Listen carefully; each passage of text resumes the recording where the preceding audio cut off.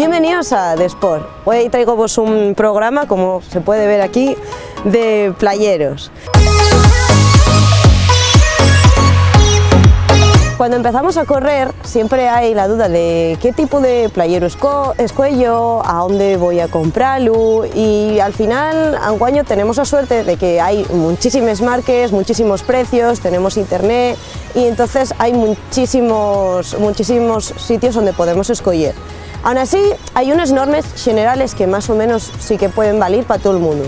Ahora también digo que todos tenemos un pie diferente. Por ejemplo, yo tengo el pie plano, entonces yo ya sé que hay marcas que no puedo usar, marcas que a lo mejor a una persona que tiene el pie cabo, al contrario, pues que ellos vendría muy bien. Por ejemplo, Salomon, que es una marca clásica de trail, no la puedo usar, no puedo, mátame.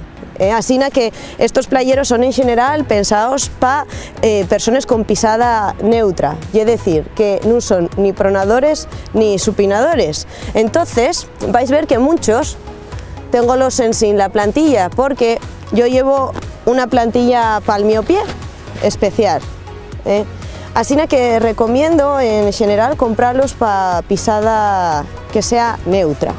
Y ahora voy con las características generales. Si queremos un playero para entrenar y que valga un poquitín pato, que si vamos para el gimnasio a hacer musculación, que esté bien, que si vamos para el muro, que ya os comenté que es un terreno muy duro y que no es bueno para las articulaciones, pero al final siempre que vamos corriendo en el muro, que nos proteja bien las articulaciones, pero que a la vez, bueno, tampoco sea un armatoste.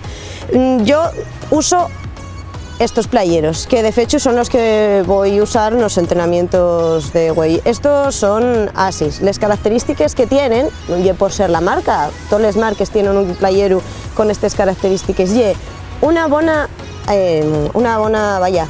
amortiguación. Y son, como ya os comenté, neutros. Además, la tela que tienen no es tampoco muy débil, lo que permite que tenga bastante uso y bastante resistencia a los rozamientos. Así que para entrenamiento diario, musculación, recomiendo playero con bastante amortiguación, que a lo mejor lleve algo pesado, pero que nos importa porque lleve para entrenar. Y además duren mucho tiempo. Si nos vamos a playeros más ligerinos, tienen el problema de que la duración es mucho más corta. Por ejemplo, estos que tengo aquí, de los que voy a hablar después. Cuando voy al gimnasio, a veces veo gente que va a entrenar con playeros de este estilo. Estos playerinos son muy guapos y están muy bien, pero están muy bien para lo que son, que lleve para caminar. De hecho, cuando se van a comprar, dicen que no valen para correr, tienen muy poquitina amortiguación y bueno, el material también es un poquitín sensible. Así que estos, aunque sea normal tenerlos en casa, es mejor reservarlo para lo que son, para dar paseos, para andar de turisteo, que van perfectamente para eso. Así que estos para correr, nada, ni tampoco para agarrar peso en el gimnasio. Estos son pensando en asfalto. Si estamos pensando en montaña, hay mucha gente que se va a marca Kaleki, ¿no? En Decathlon. Y Decathlon tiene muchas cosas buenas, pero una de ellas no es los playeros, sobre todo estos. Por lo menos para mí y otras personas que conozco que gastaron este playero, no os fue nada bien, porque tiene una característica muy negativa y es que hace que el pie pise para adentro. No me preguntéis por qué, pero yo con este playero retorcía mucho.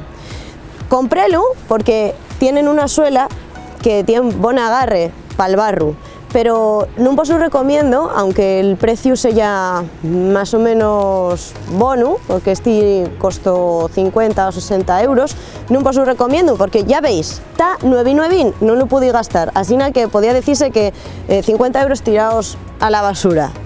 Bueno, y hasta aquí el programa de hoy. No os preocupéis, todavía queda mucho que hablar de los playeros, así que vémonos la siguiente semana.